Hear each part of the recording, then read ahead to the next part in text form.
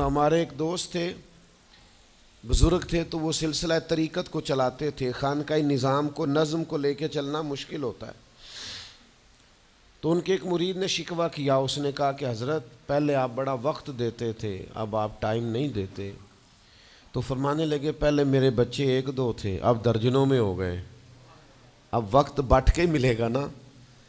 والد پہلے ایک پر توجہ دیتا ہے، بچے چار ہو جائیں تو ٹائم تقسیم، بات کی سمجھ آ رہی ہے؟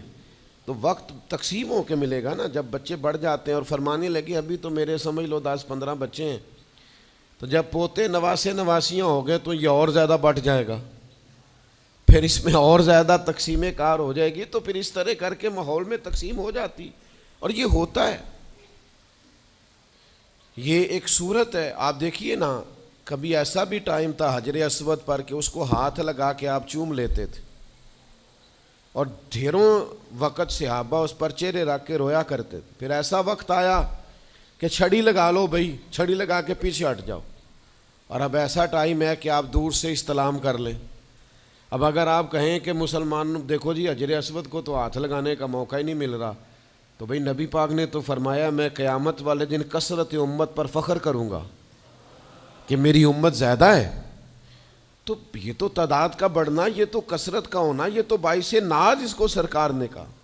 اب آپ دائروں میں محدود کرنا چاہتے ہیں، آپ اس طرح کا ماحول بنانا چاہتے ہیں کہ کوئی شخص مقید ہو جائے، وہ اس دائرے سے باہر نہ نکلے، تو یہ تو بات درست نہیں ہے.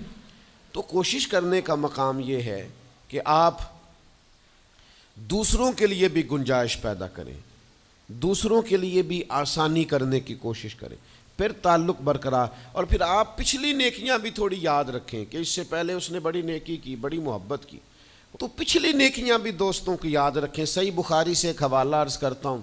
نبی پاک صلی اللہ تعالیٰ علیہ وسلم کا نا ایک راز لیک ہو گیا.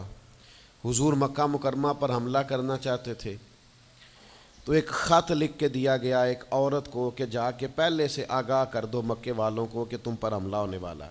اس عورت نے وہ خط اپنے بالوں میں چھپایا اور وہ نکل گئی. اللہ تعالیٰ نے محبوب پاک کو اطلاع دی. حضور علیہ الصلاۃ والسلام نے حضرت مولا علی کو 2 صحابہ کے ساتھ بھیجا. فرمایا مقام خاک پر تمہیں ایک بی بی ملے گی، اس کے پاس سے خط ہے جو کفار کی طرف جا رہا ہے، اسے گرفتار کرو، وہ خط لے لو اور واپس آ جاؤ.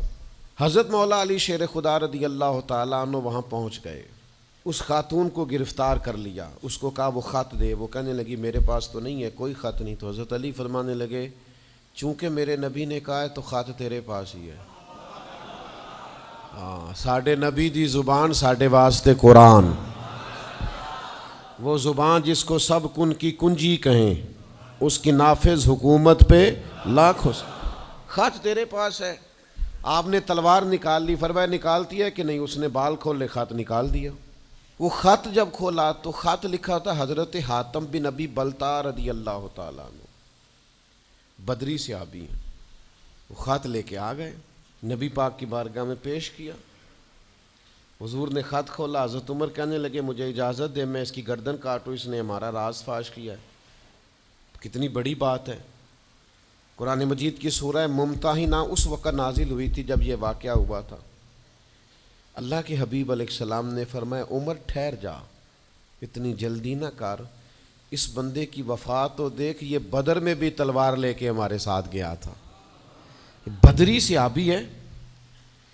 اس کی وہ بات یاد رکھ کہ بدر کے مقام پر جب کہ بڑا مشکل تھا کافروں کے سامنے کھڑا ہونا، ان کی 1000 تعداد تھی اور مسلمان بڑی عددی طور پر اس کثرت کا شکار نہیں تھے، صرف 313 تھے. اس موقع پر ان کے ساتھ کھڑا ہونا کوئی آسان نہیں تھا، لیکن یہ پھر بھی ہمارے ساتھ گئے تھے. تو حضرت عمر رضی اللہ تعالیٰ عنہ جب چپ کر گئے تو اللہ نے قرآن نازل کیا، کہا اے ایمان والو یہودیوں اور عیسائیوں کو اپنا دوست نہ بتاؤ. تو حضور فرمانے لگے دیکھ لو عمر، اللہ نے اسے مومن کہہ کے پکارا ہے، اللہ نے بھی اسے.